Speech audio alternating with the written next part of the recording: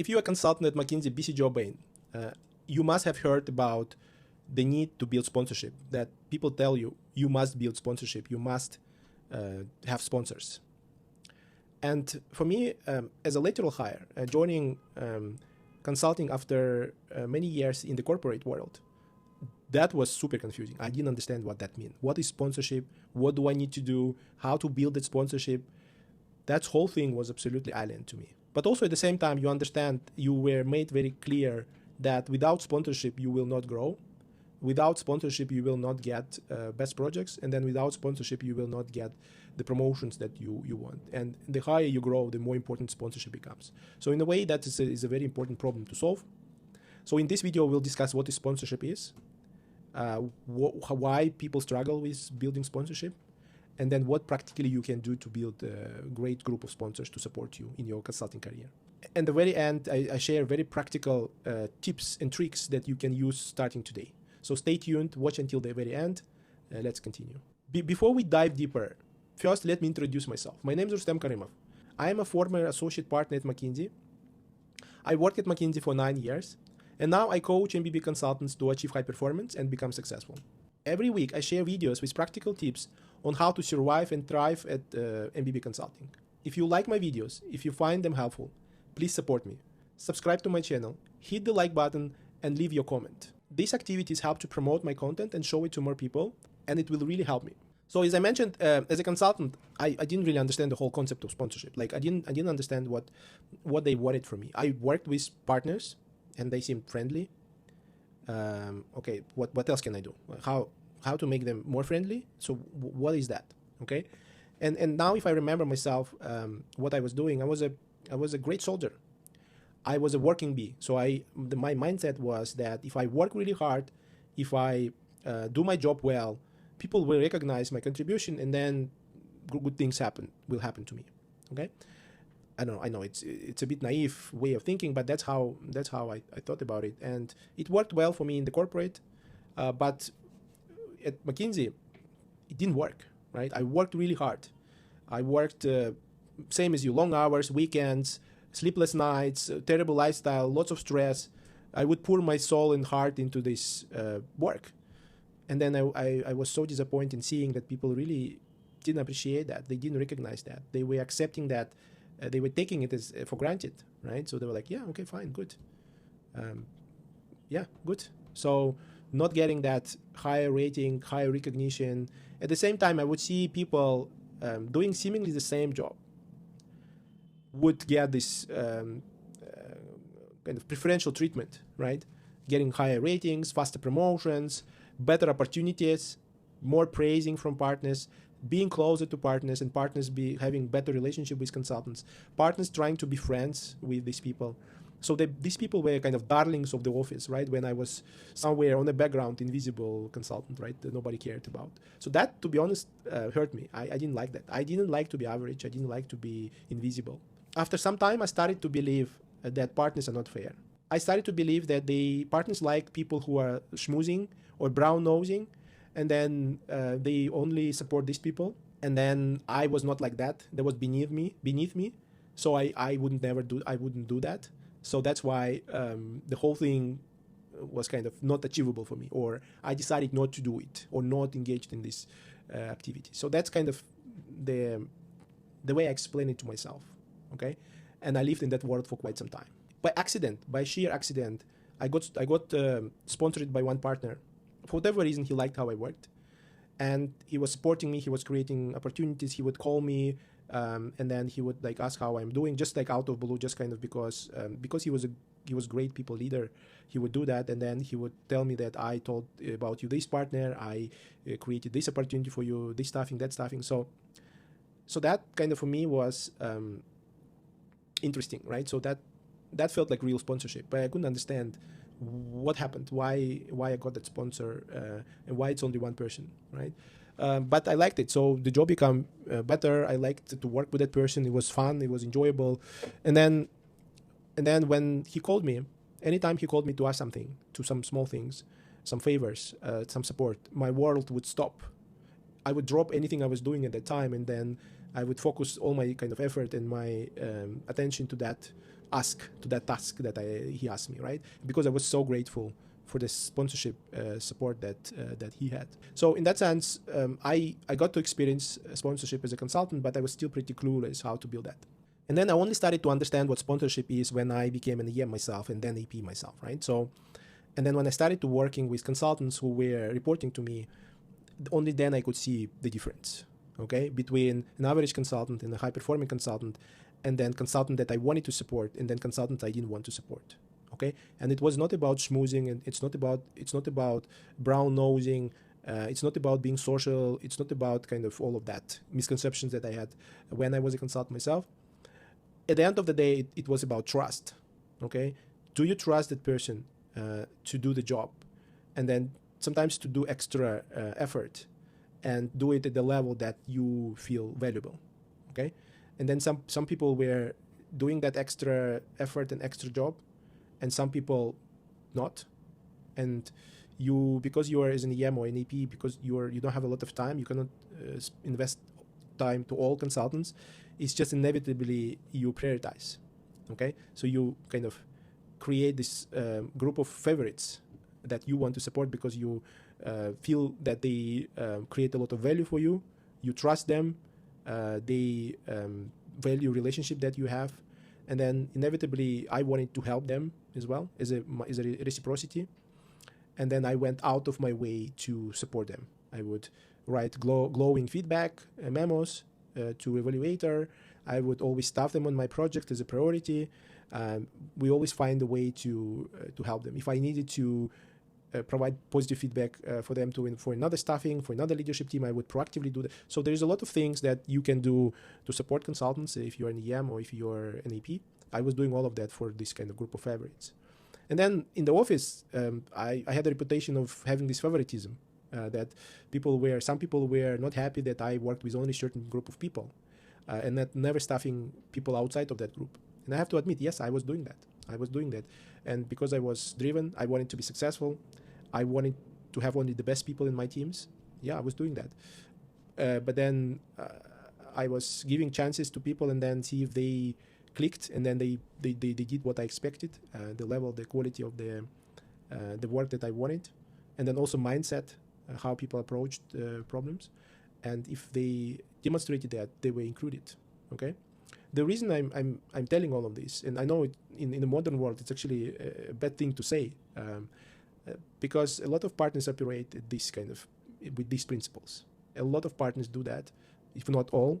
And if you have misconceptions like I had when I was a consultant, you are virtually robbing yourself from opportunity to build that sponsorship with your leaders. Okay, so very important mindset change that needs to happen. And then there are a few tactical things and few important principles that I wanted to share with you. First of all, don't beg for sponsorship. You must earn it. Okay, so what I typically saw it, and to be honest, sometimes I did it myself. I know that I need sponsors because I was told that I need sponsors. And then sometimes I would have a call or meeting with a partner. I would say, hey, will you be my sponsor? Okay. So it's actually a very cringy thing to say, because it's almost like if you're asking someone to like you or love you, right? It's either you have that chemistry or not. And then just asking someone to sponsor you has no meaning, has no value. And people will be polite. They will tell you, yeah, of course, yeah, Rus, of course, I will be your sponsor. But then when actual time comes, when it comes time to performance review or staffing, they will not show up for you. They will not do what they need to do. They will not invest their political capital for you because the relationship is not there. So think about sponsorship is not something you should ask for. Sponsorship is something that you need to earn. Okay? It's a mutual benefit. So you helping them, they help you. They should get some value from you, from that relationship. Yeah, I mean leadership. So that's number one. Second one is don't think sponsorship as end product. Don't make it your end goal. Sponsorship is a byproduct of a great relationship. Okay? For you, I think what you need to have in mind is that you need to build very fantastic relationship, very close, friendly, peer-like relationship with your leaders. The best way to think about it is trust being a foundation of that relationship as a starting point. And I really like the formula of trust that I was given on some of the trainings that we had is trust equals credibility plus reliability plus intimacy divided by self-orientation. Okay? So what that means is that if you're credible and if you're reliable, people can rely on you. That's very helpful. Plus, intimacy here is meaning that you invest in personal connection with these people, so you kind of not being awkward or not being distanced from them. You get all of this together, and then why you slash it divided by self-orientation, because that destroys trust. And if you always show that what's in it for you, if you care only about that, people will typically don't want to have a great relationship with you. But if you can show that for you their interests are important than your own, that will help you to build that trust, and then is a foundation of great relationship. And then if you build that warm, very close relationship with your partners, managers, EPs, then sponsorship will follow. It's a byproduct. It's not the end goal. Another thing that I think I want you to understand is that personal fit is important. With certain people, with certain personalities, you simply will not click. It's just you're two different kind of philosophies of how you think and how you work, and accept it. Yeah, there will be some people with whom you will not click, and that's fine. You don't have to have everyone as your sponsor. It's actually impossible, right? You're not in $100 bill that to be liked by everyone, so you don't need that. And good news for you is that you need 2-3 strong sponsors as partners, not dozens, right? So in that sense, it's a liberating thought that, okay, I don't have to have everyone as a sponsor. Okay, so you can relax a little bit and just build a relationship and sponsorship with people that you are kind of have some chemistry, and then you're drawn to each other. And then if with someone you don't have that, you actually trying to do that, it will actually make it worse. Okay, trying too hard. Another thing you need to understand similar to that is some people are just not capable for being sponsors. Some partners are super selfish, sometimes assholey, right? That also happens. They are just poor people leaders. They are thinking only about themselves. They're self-oriented. They have no concept of people leadership, of developing others, of supporting. So there will be people like that. Also accept that, and then know who are your people and who are not your people, or who are capable or not capable, and be very intentional in investing time in people that can give you something in return, rather than just trying to get someone's sponsorship or attention that is not even capable for that, right? So that's also a liberating knowledge, right? Of like not trying to build a relationship with every partner that you work with. Another important thing that I think, although tactical but super important for building stronger relationship, share your wins with your sponsors, okay? Or share your progress, positive progress with them. So even if you don't work with them right now, you worked with them in the past, just kind of ping them, text them, jump on a call saying, hey, I'm doing great. I have this and this achieved. I get promotion, I get high rating. Thank you so much for your support. I achieved this because of all of your support and all of your help. Just kind of have that relationship of reporting on the success, thanking them, asking for advice sometimes, because people generally like to think of themselves as great sponsors and people leaders. And then they need to get that reinforcement of that feeling and own image, right? So if you consistently report them back on your success, it will reinforce your relationship as them being your sponsors. Also, you'll be on top of mind for them, and then they will, next time something pops up, there's some opportunity, they will think of you, because now they see your success as their own success as well. So don't kind of ignore that. A lot of consultants, for whatever reason, they don't do it. They feel awkward. They feel partners don't care. Partners don't have time. Partners care, and they have time, right? And then if it's even like a short message of appreciation, they will appreciate that as well. So do that. It just strengthens your relationship. Another point very similar to that, keep your warm relationships warm, okay? So meaning that you, while working with different people, with some people you will click, and then you will have some chemistry, okay?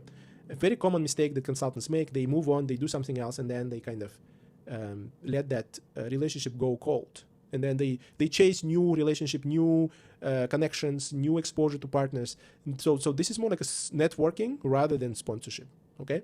Sponsorship is opposite of that. So instead of you going wide, you need to go deep. So you have like a group of people who already like you. Don't run away from good things that are happening to you. Stay with them, invest more time in them, help them, strengthen the relationship with that already great, right? So any marketing professional will tell you that it's actually more effective to invest in your clients who are already leads who are already warm and interested, rather than chasing some cold leads. The same with partners. It's more effective for you to invest your time into deepen your relationship with your already warm relationships, partners, rather than chasing some new partners. Okay. And final one, I think the biggest contributor. So all of these tactics that I shared, they're very helpful and they make some difference, right?